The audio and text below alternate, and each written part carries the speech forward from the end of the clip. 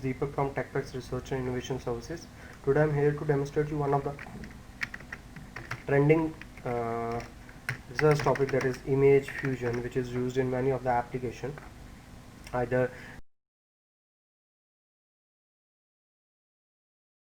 even for the defense applications where the radar images are being fused in the medical images. So the topic that I am covering today is for the medical images, the application area that I am covering.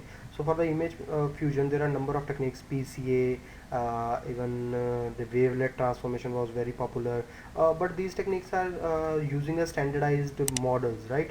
If the images are going to be vary, the results may vary, so there should be the need of the dynamic model. So what we have done for this, we have implemented a variant of the wavelet transformation, that is stationary wavelet transformation.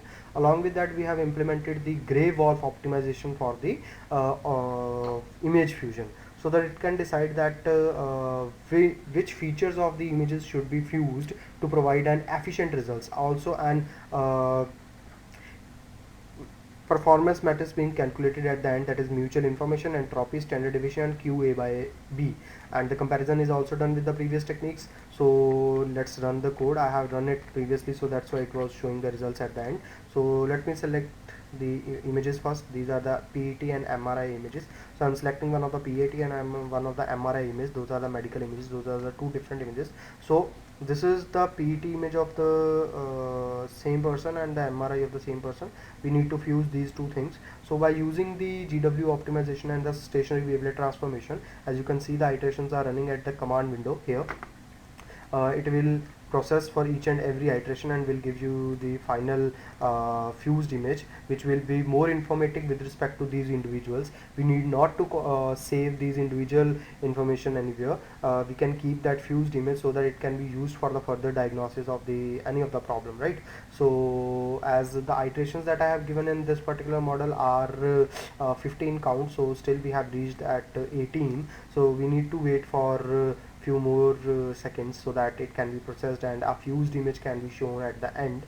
The stationary wavelet transformation is implemented along with the model, and later the GW optimization being used, which is also upgraded with the recent technique.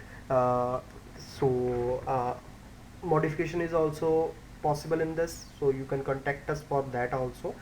Even the transformation models or the refinement of the models can also be possible. The images those we are using, the pre-processing of it can be an addition to this, which can be done in the future scope also. So such number of applications are available with us, number of advancements we can propose, so that the output results can be much better and the research can be proven as it is a improved version and the novel technique, right? So as we have used the optimization algorithm, so might be number of people have used for this the optimization algorithm, but which algorithm we need to select, what are the additional features that we need to combine. So you can see a fused image of the system also showing you the results. So you can see after the 50 iterations, the fused image that we have got for the PET and MRI image, it is in front of you, and along with the parameters as the mutual information, entropy, standard deviation, and quality, right?